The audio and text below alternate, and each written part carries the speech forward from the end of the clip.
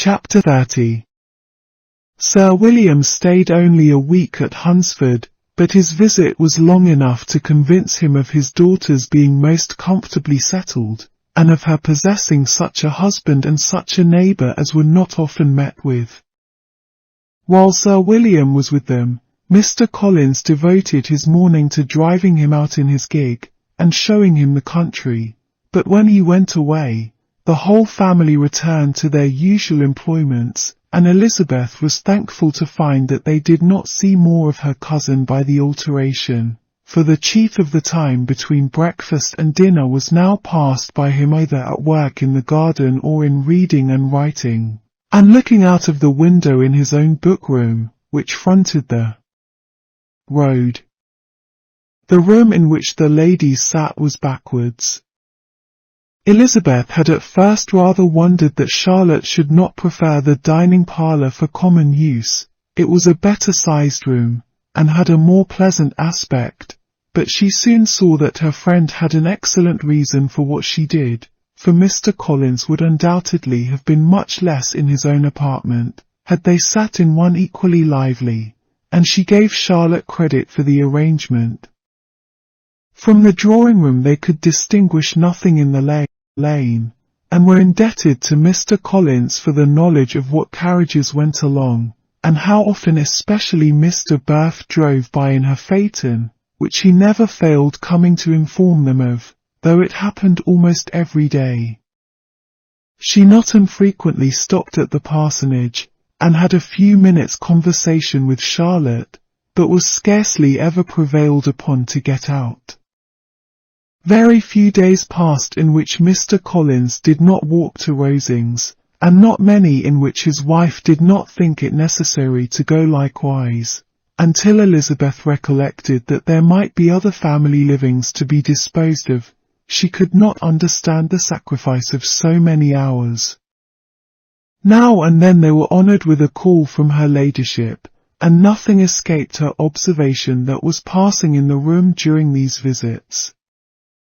She examined into their employments, looked at their work, and advised them to do it differently, found fault with the arrangement of the furniture, or detected the housemaid in negligence, and if she accepted any refreshment, seemed to do it only for the sake of finding out that Mrs. Collins's joints of meat were too large for her family.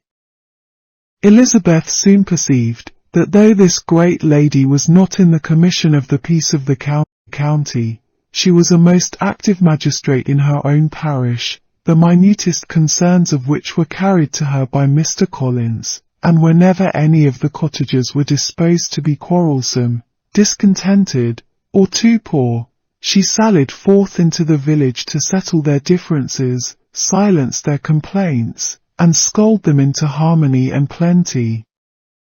The entertainment of dining at Rosings was repeated about twice a week, and, allowing for the loss of Sir William, and there being only one card table in the evening, every such entertainment was the counterpart of the first. Their other engagements were few, as the style of living in the neighbourhood in general was beyond Mr. Collins's reach. This, however, was no evil to Elizabeth, and upon the whole she spent her time comfortably enough. There were half-hours of pleasant conversation with Charlotte, and the weather was so fine for the time of year that she had often great enjoyment out of doors.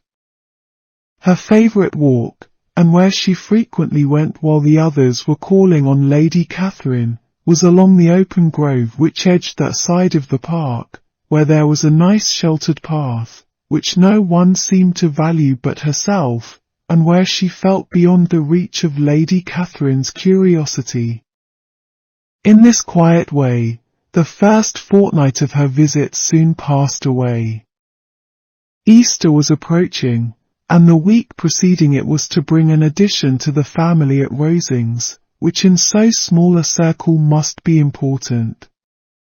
Elizabeth had heard soon after her arrival that Mr. Darcy was expected there in the course of a few weeks, and though there were not many of her acquaintances whom she did not prefer, his coming would furnish one comparatively new to look at in their Rosings parties, and she might be amused in seeing how hopeless Miss Bingley's designs on him were, by his behaviour to his cousin, for whom he was evidently destined by Lady Catherine, who talked of his coming with the greatest satisfaction, spoke of him in terms of the highest admiration, and seemed almost angry to find that he had already been frequently seen by Miss Lucas and herself.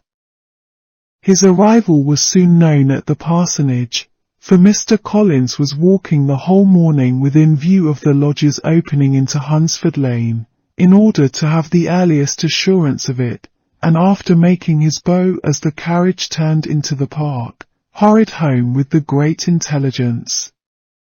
On the following morning he hastened to Rosings to pay his respects. There were 2 nephews of Lady Catherine to require them, for Mr. Darcy had brought with him a Colonel Fitzwilliam, the younger son of his uncle Lord, and, to the great surprise of all the party, when Mr. Collins returned, the gentleman accompanied him.